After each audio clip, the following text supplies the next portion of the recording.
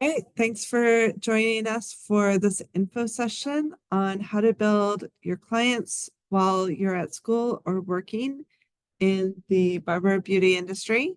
My name is Leah McLaughlin, and I run the Bay Area Entrepreneurship Center for Skyline College. And with me today is Hi, everybody. My name is Caitlin Diaz. I'm actually a Skyline Cosmetology alumni. I've been licensed for 2 years now, and I currently work at a salon in Belmont. And we have Caitlin joining us today so that she can really give you the inside scoop as a student, or maybe you recently graduated, that you can really start thinking about how to build your clientele while you're on this pathway. All right, so let's get into it. How to build your clientele. So in general, pretty obvious, but you want to work on having a great technique, because if people don't come away feeling like you've done a great service, they're really not going to want to come back to you. So let's talk about that. Caitlin, what's a technique that you're getting really good at? So, a technique that I find myself practicing really often and getting really good at is texturizing. I get a lot of thicker, denser haired clients in my chair, and the art of texturizing has just helped the look of my haircuts tremendously. And it also leaves the clients feeling really happy with how much lighter their hair feels. All right. So, and when people leave and they're happy, then they're going to come back to her.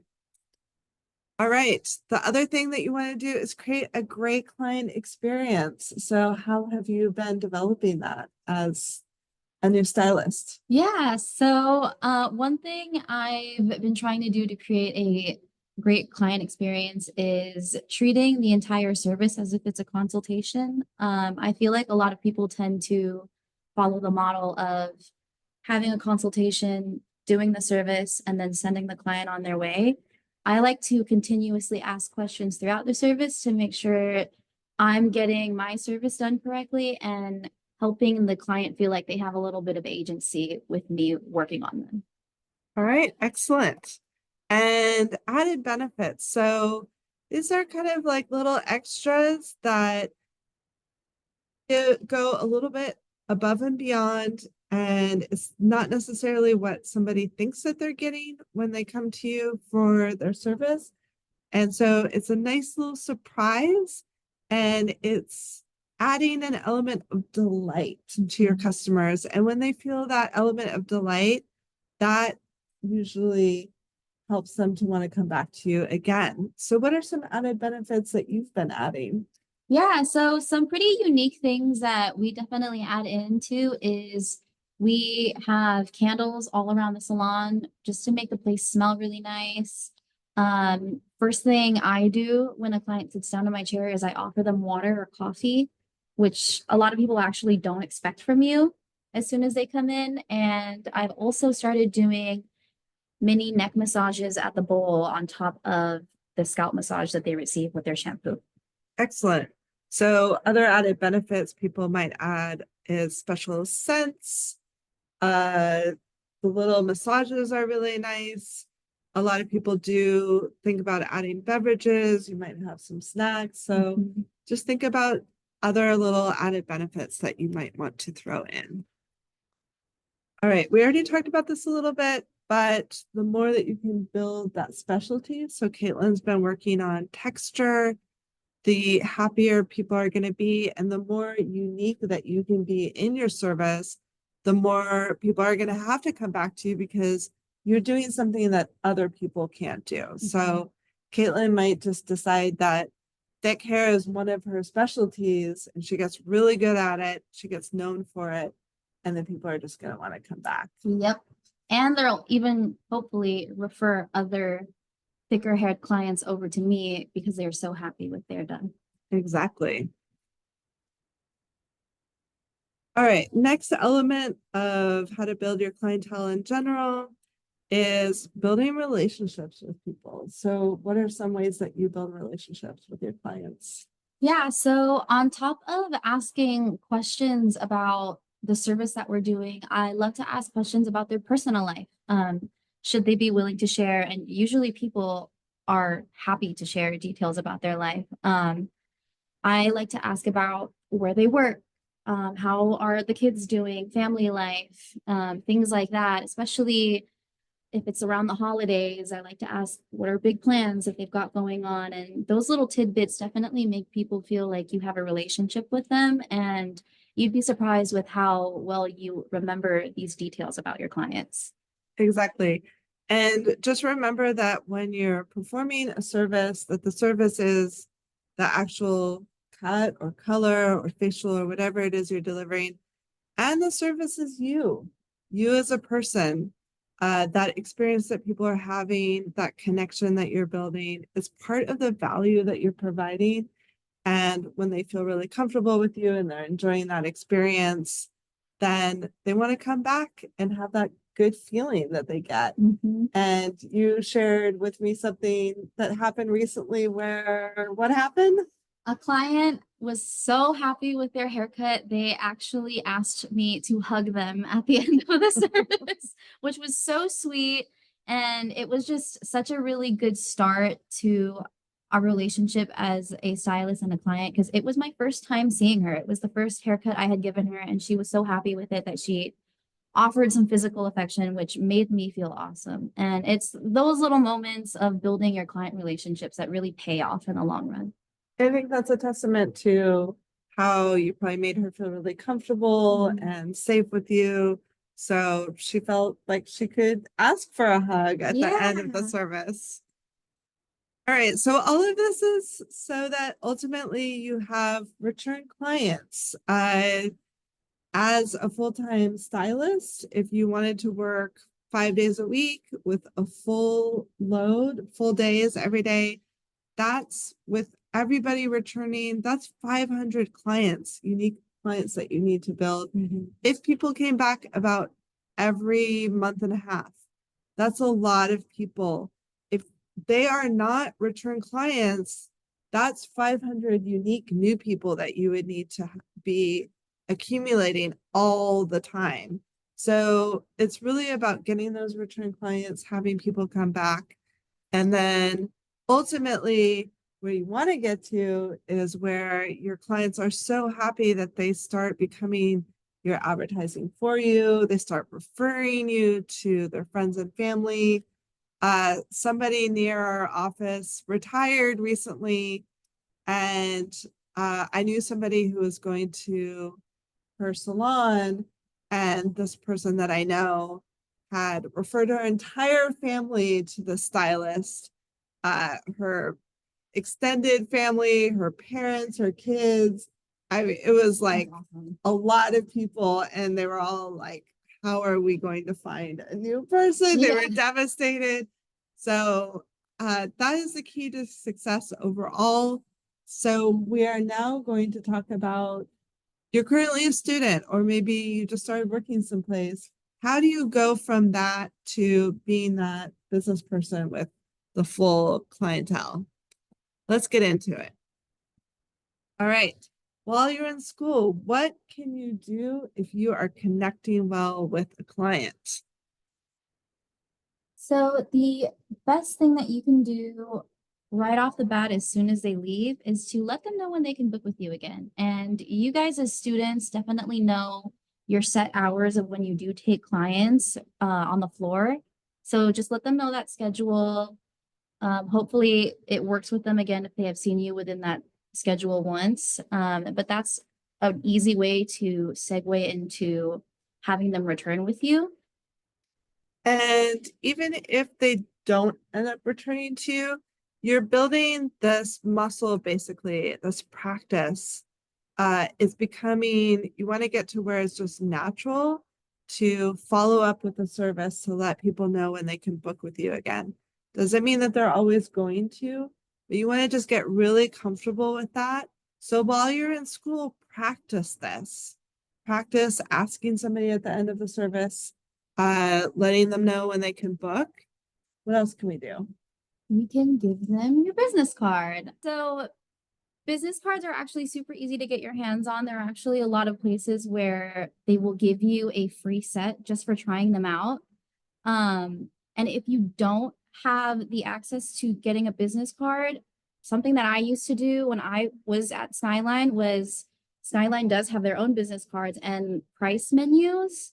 Write your information down on there. You can put your school email, your first and last name, of course. And like I said, to let them know when they can book with you again, put your schedule down on there for when they can see you, and they can easily call the school again and book with you specifically.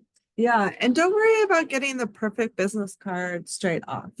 Just get something just to get it going. You don't have to have your logo figured out yet.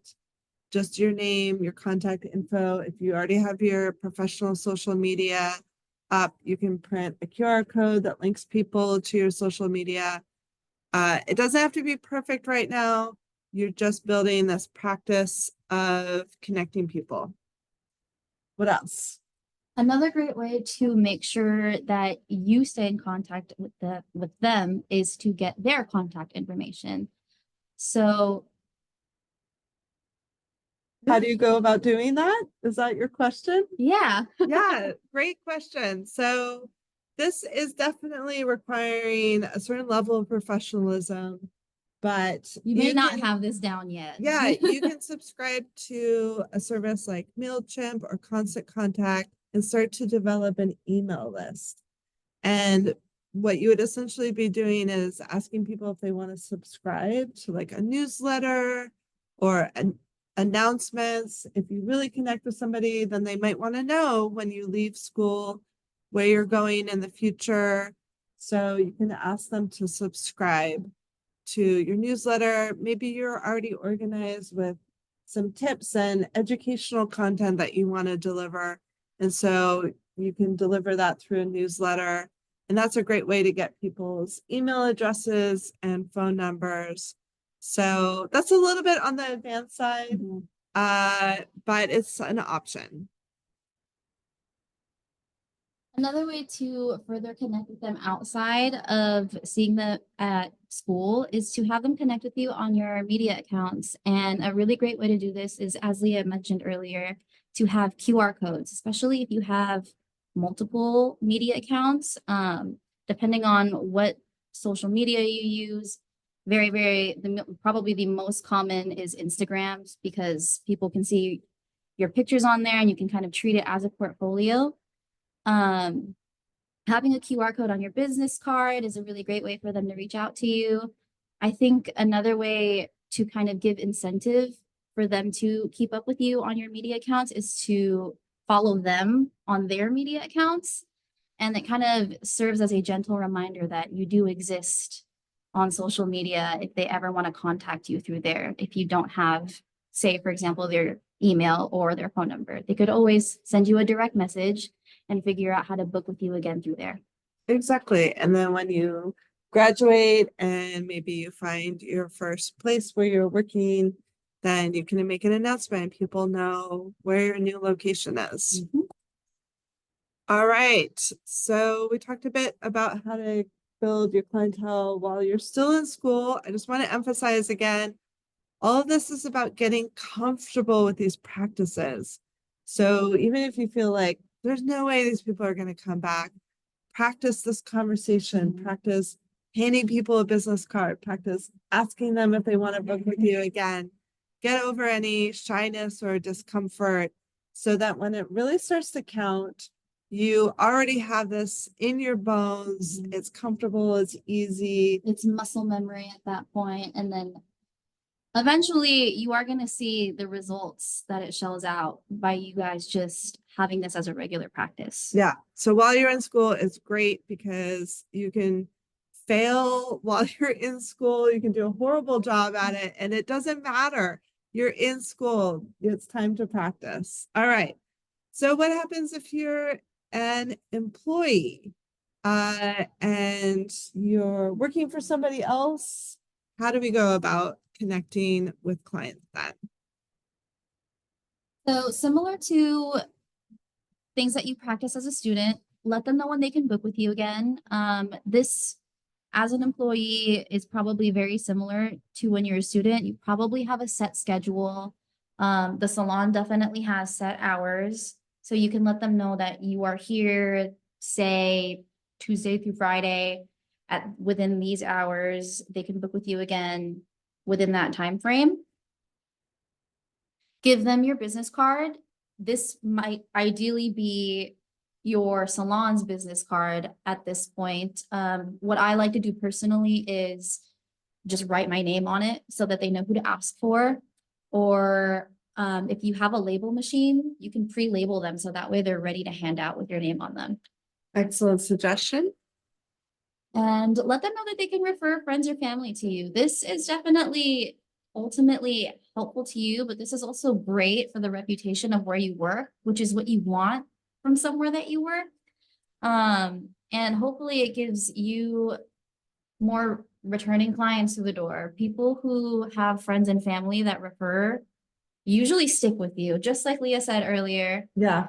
somebody referred their entire friends and family over. So that's a huge one. And the place that you work might have a referral program that gives people like a little extra off a price or a little added service if they do refer a friend or family. And you might think, well, why am I doing this? Because I'm essentially helping the business owner. It's not helping myself. Well, if eventually you leave the spot and you open your own business, some of those people are going to travel with you. They are going to follow you to your new spot. And again, I just want to emphasize you're building these muscles. If you eventually want to open your own business, again, you want to get really comfortable with this practice. You want to have this, again, as that muscle memory, as Caitlin was mentioning. So again, practice it now while you're a student, while you're an employee, and get it down really well. So when you do open your business, you're helping people to come back to you. All right, what else can you do? So this was all similar to when you're a student. What are some other things that we want to do?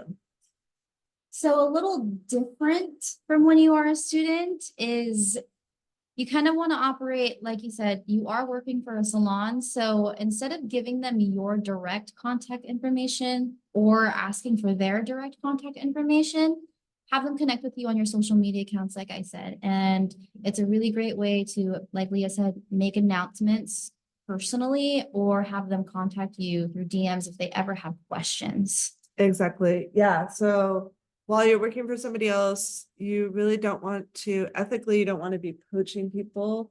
So getting their contact info is not a great approach. You can do that while you're at school because the school has their salon or spa open to give you practice. They're okay with people traveling with you. A business owner is probably not going to be so happy about that. But again, you can make an announcement on your social media eventually if you leave. And so that's a great way to have people connect. And as we already discussed, don't get their contact information for yourself. That's just actively poaching. It's ethically just rude. And overall, also, you want to, if you eventually leave that business, you want to try to do it on the best terms possible. It's a close-knit industry. People talk with each other. We all know each other. Yeah. And so if you do something unethical, you're going to end up a little bit on a black book with people. And in addition, if, for instance, Caitlin, what is something that your boss is doing when they're busy and they get somebody who needs your specialty? So my boss actually does a really lovely thing for me. And it's if she is going on vacation for a week and she knows that she has these regular clients who come to see her a month and a half on the dot. And she knows that she might not be able to be there for these people on a certain week because she won't be out of town. She's the one who trained me and she knows that I'm really good at my haircuts. So she will actually refer those clients over to me to see me when she can't take them for whatever reason. And this is something that happens in the industry. People refer their clients to other people that they know in the industry. Maybe Caitlin gets really good at something actually that her boss is not that good at. And people really want to do the service that they're good at, that they're happy with. And if they're seeing clients that they don't feel like they can do the best job at what that client wants, they will often refer them to other people in the industry. So if Caitlin eventually leaves and opens her own business, her boss, if her boss is really full and can't take somebody, might actually refer some people to her. So we want to think long term about keeping good relationships, doing the best by the people who are our first employers, our trainers, and making sure that when we leave, that we do it in the best way possible. Yeah. All right, so let's talk about that transition from employee to owner. So what can you do if you're leaving to start your own business? Again, trying as much as possible to keep that good relationship going. And salon owners, spa owners, barbershop owners, they know that you're not going to stay there forever. Yeah. They know that eventually you're going to want to start your own business. And they've done the same thing. So how do we do this in a way that keeps those relationships good? So you can make an announcement on your media accounts. And this is, you've been getting people to follow you on Instagram or TikTok or whatever other platforms you use. So you can just make a general announcement. You're not actively trying to poach each individual person. You're just letting the public know that you're starting your own business. You can do some special promotional services or prices. So even if somebody's really in love with Caitlin, if she leaves eventually and starts her own business, they may or may not follow her. Part of it is that people develop their habits. Let's say you're seeing somebody named Martha and she's got a kid and her kid's going to childcare or school right next to the salon. They know where to park. They know when to schedule so that they can pick up their kid right after their treatment. It's like they get into a routine. They don't always want to break that routine. A handful of our clients live right in the area. And that's kind of one of the bigger appeals to why they come to us is not only do we give really great services, but they're super close by. A lot of them walk to us because it's a walkable community and it's just easier for them on a day where they want to get their hair done. So what's going to incentivize somebody to develop a new routine, essentially? Promotional service or price might be that tipping point that really gets somebody to do something new. And so you can give a little discount or you can do a little added extra service for somebody seeing you for the first time when you open that business. What can't you do if you're leaving to start your own business? So again, ethically, these are things that it's best not to do. We discussed it already, but don't try to actively poach clients. Don't go to people individually and say, hey, Martha, I'm starting my own business. I really hope that you come to me while they're there in the chair at that business that you're currently working for. It's just, it's a little shady. Yeah. It's a whole completely different thing if they are actively seeking you out and asking where you're going to be and informational, just all about following you, as long as it's entirely on their part. Exactly. Your business owner will absolutely notice if you are the one seeking them out to follow you afterwards. All right. And we discussed this already, but don't get their email address or their personal contact information. And verbally just tell clients that they should come to your new business. Again, they're coming to you in this existing business. And while they're there for that service in that building, it's just not good practice. Not good practice. The clients might even not like that you do that either. And they might even pass that information on to their business owner. So like we said, you just want to leave on good standing. You want to kind of operate ethically. We are a community here. And if you help out your business owner, they're definitely going to help you out as well. Exactly. Having said that, let's talk about non-compete agreements. So somewhere where you work, might ask you to sign a non-compete agreement. This is actually illegal in the state of California. I think it's moving towards being illegal in the entire country.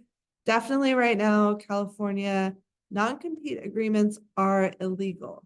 So if somebody asks you to sign one, maybe you really want to work at this place. The rest of the opportunity feels like a good fit for you. You can go ahead and sign that non-compete agreement, and it's just not enforceable. Even if your signature is on it, there's no legal recourse for that business owner to go after you. If you eventually leave and some clients follow you to your new business, they can't sue you. They can't do anything because that piece of paper that you signed is meaningless. Yep. They can't enforce it. Yeah. So even if you sign your name again, it's not enforceable. It's not legal. So just rest assured that you're not making things difficult for yourself later on down the line. All right. So in general, let's just talk about those good practices again. Building clientele, marketing yourself, attracting people to you. Be your own ad. I mean, look at Caitlin today. She looks fantastic. Made sure to have good hair if we're going to be talking about hair today. But that actually really counts for something. You could be walking down the street, and if you have work done by other people in your salon, people are going to ask you where you get your hair done, and you get to tell them that you actually work at a salon where they can get their hair done exactly the way that you have it, or at least work with you in terms of finding something that would work for you. And people definitely take notice in that. Another thing that I would even consider is the way you dress at work also speaks volumes to who you are, and if a client would want to see you based on that. Exactly. So again, you're not just your service, you are part of your service. So be your own ad. We discussed this already, but build that niche specialty. When you're a generalist, you're interchangeable with a whole lot of other people who are in the area that might be more convenient or offer lower prices. So the more that you build a niche specialty, something that you're uniquely good at, that not a lot of other people do, it develops what I call stickiness. People want to stick with you because you do something that they can't find elsewhere, or there's not a lot of people that they can find elsewhere. And so it just lowers your competition and helps you stand out a little bit more. This is often counterintuitive to entrepreneurs that I work with. They think if I can serve everybody, then I'm going to get way more clients. And counterintuitively, it's just not true. The more niche you get, the more people will stick with you. As long as it's a niche that there's plenty of demand for, Exactly. then it actually helps you also to charge higher prices and ultimately earn more in this industry. You also want to build your brand online and in the world. We have a workshop about how to start thinking about your logo and your brand and how to communicate that. But any words that you want to say about this?